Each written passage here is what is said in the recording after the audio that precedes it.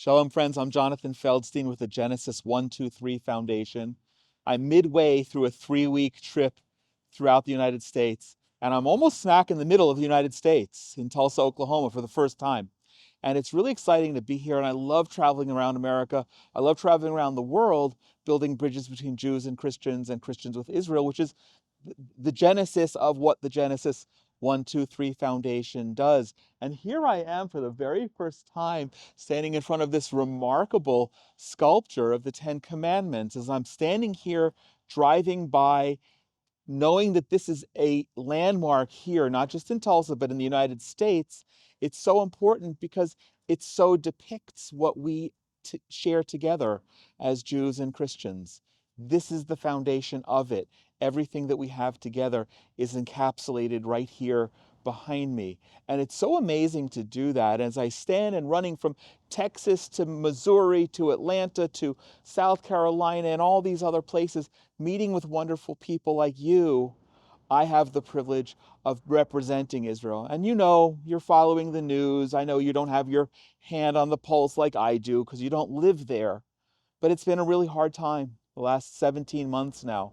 I was just reading today about the reports that have come out now, months after the war, a year after the war began, how some of the failures took place, and reading about one community particularly where my son was called up on October 7th and October 8th. He was in combat in this very, very scary, dangerous place in which dozens of people were killed and from which dozens of people were kidnapped. And two of them are still there, Gali and Ziv Berman, who are the grandsons of a man who we had the privilege of meeting during our Root and Branch trip this past November.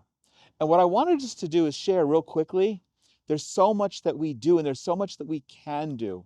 And everywhere I'm traveling, I'm thanking people like you for your love, for your support, for your prayers, sure, for your donations. We need that because we're doing amazing things.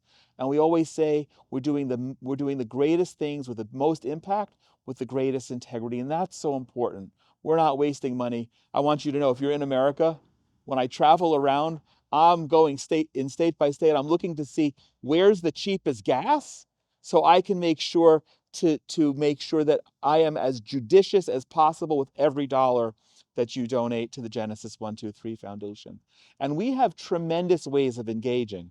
We have this amazing Root and Branch program, bringing Christians to harvest olives in Israel, that I'm so excited to be partnering with my friend Marzi Amirizadeh and her nonprofit, New Persia. We had an amazing program. You can visit rootandbranchisrael.com to see the videos, to see the media, and get a sense of the experience of what it's like to harvest olives in the Gaza border area, adjacent to where a war is still going on, making olive oil. And guess what? We're going to be bottling the olive oil in small bottles of anointing oil and giving you the opportunity to sow into the projects that we're funding just by buying a bottle of Israeli-produced, Christian-harvested olive oil from the Holy Land. But we do so much more. There's our magnificent book, which actually is warehoused here in the Tulsa area, called Israel the Miracle. And if you haven't seen that yet, if you haven't gotten it yet, I encourage you to go to our website, either genesis123.co or israelthemiracle.com. And just between us, a little secret, I want to offer you a gift from me today. When you go check out, you put in the coupon code Jonathan10, you'll get 10% off. It's a stunning book. It's priceless, it's historic, and it's something that you want to grace the coffee tables in your home and the homes of your loved ones.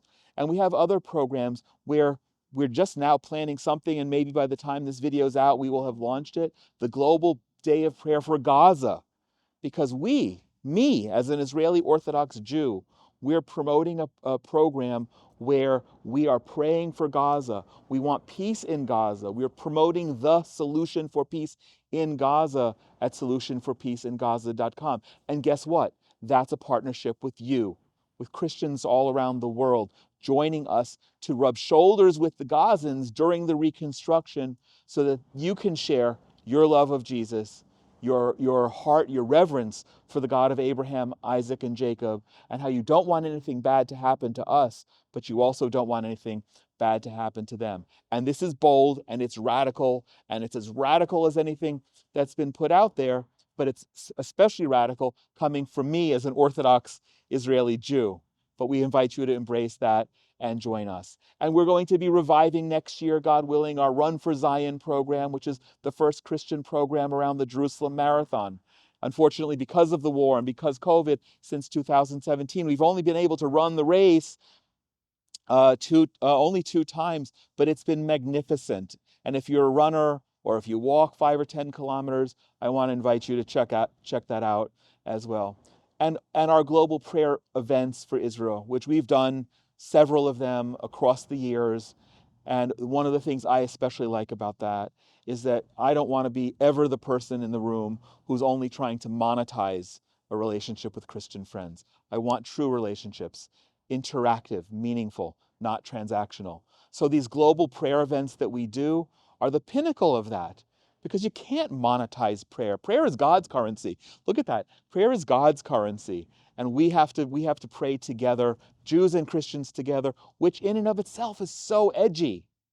But it's such a blessing to be able to do that. So I'm so excited to stand here in the middle of America, in the middle of my 3-week trip throughout America, and get to say hello to you in front of this incredible sculpture of the Ten Commandments. And there's nothing that I can think of that's more unifying between us.